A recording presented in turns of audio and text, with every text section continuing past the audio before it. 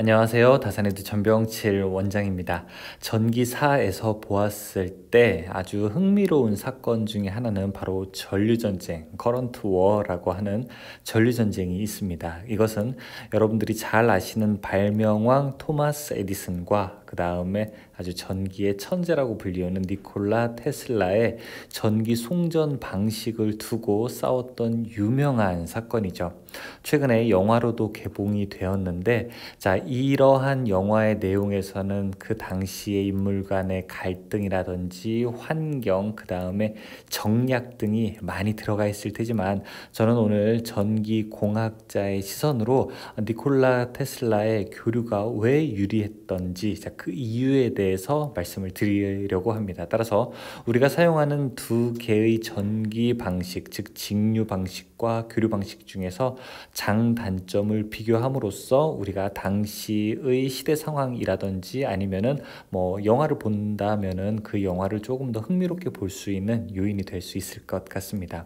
일단 아래 그림에 나와 있는 직류 교류가 있는데, 이렇게 토마스 에디슨은 직류를 보내자고 했고요. 그 다음에 니콜라 테슬라는 교류를 보내자고 했으니까 각각 그림을 넣어 보도록 하겠습니다. 일단 직류 송전 방식과 교류 송전 방식을 알기 전에, 자, 기본적으로 전기가 만들어져서 이동하는 경로를 우리가 한번 볼 수 있습니다.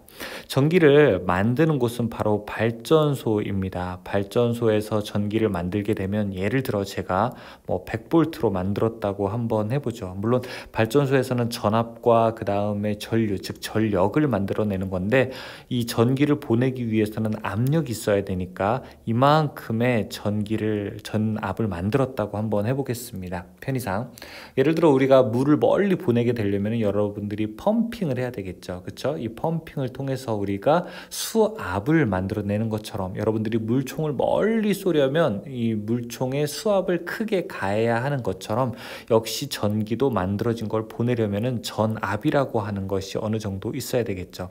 전압을 만들어서 쭉 멀리 보내게 되면 반드시 이 보내는 중간에 전압이 조금씩 작아지게 됩니다. 여러분들 수압을 아무리 처음에 크게 한다고 하더라도 쭉 지나가게 되면서 수압이 약해지는 것과 같은 역할을 하는 것이죠.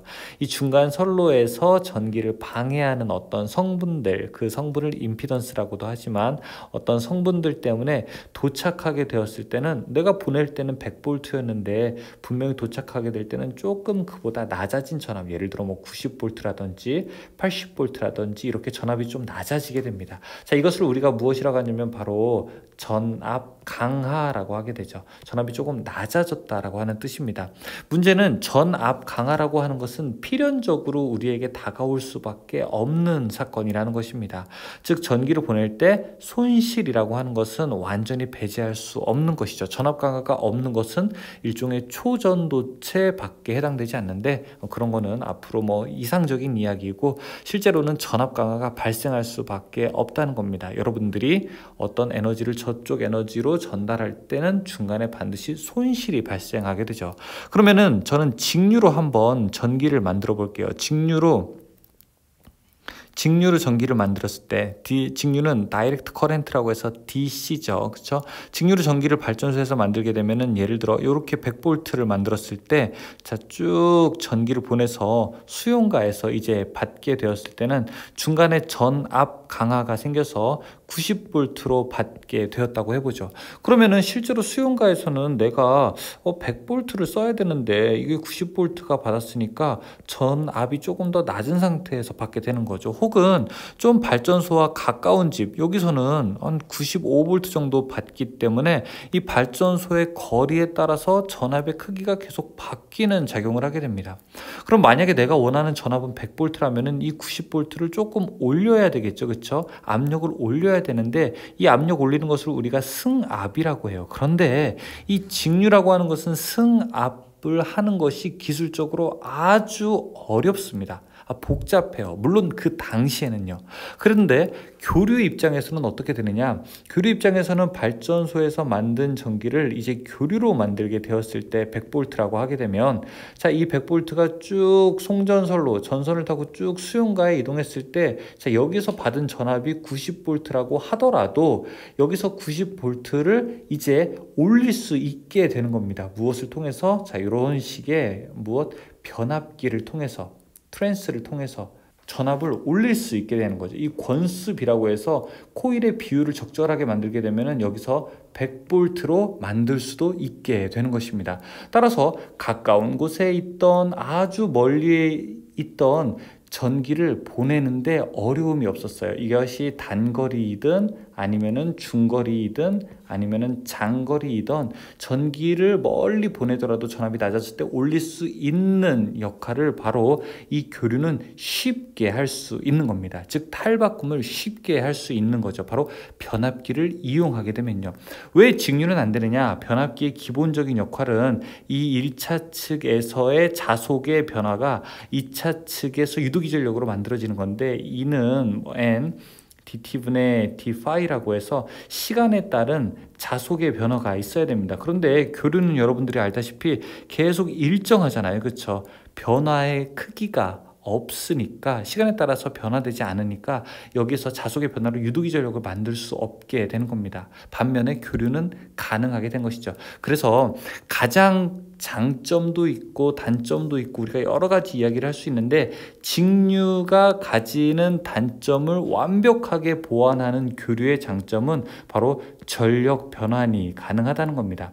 물론 전력 변환이 가능하다는 것과 함께 회전 자계를 쉽게 얻어, 그러니까 전동기를 쉽게 구동할 수 있다는 거, 그 다음에 발전소부터 우리가 사용하는 수용가까지 개통 운용을 일관되게 할 수 있다는 거, 여러 가지 장점들이 있는데, 가장 각광받는 이유 중에 하나는 바로 강압, 전압을 내리는 것과 승압, 전압을 올리는 것이 교류는 아주 쉽기 때문이라는 거죠.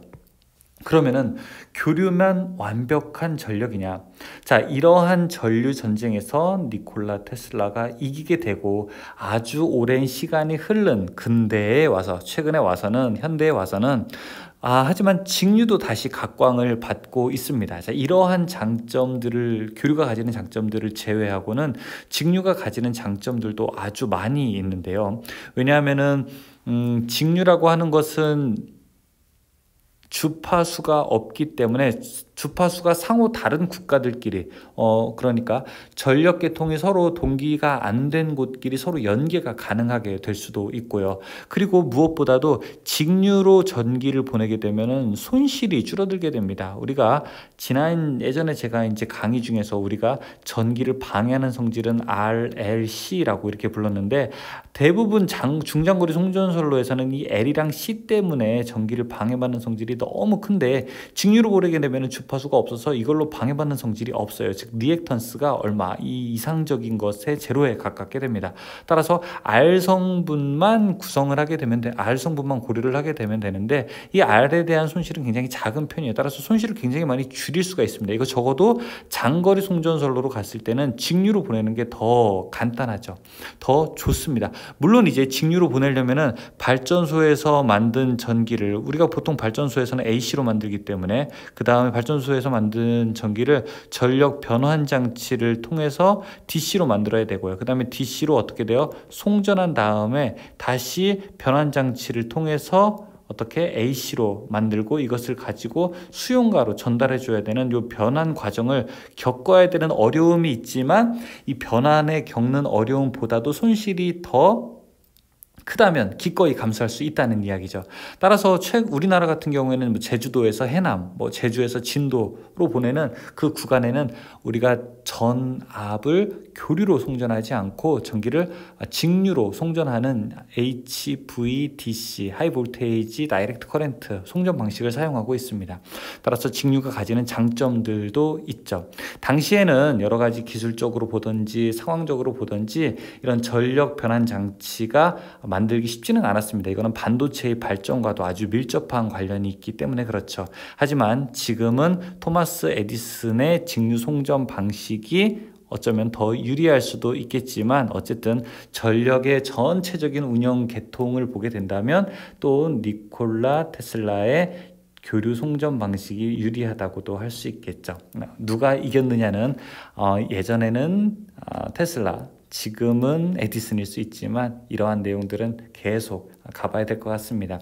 직류 송전 방식과 교류 송전 방식의 장단점이 있는데 조금 더 관련된 내용에 대해서 공학적으로 깊게 알고 싶으신 분들은 인터넷 관련해서 관련된 내용들을 찾아보시게 되면 여러분들의 지식과 지혜가 조금 더 늘어날 수 있을 거라고 생각을 합니다. 관련된 내용들을 재밌게 보시기 바라겠습니다. 다산리드 전병실 원장이었습니다.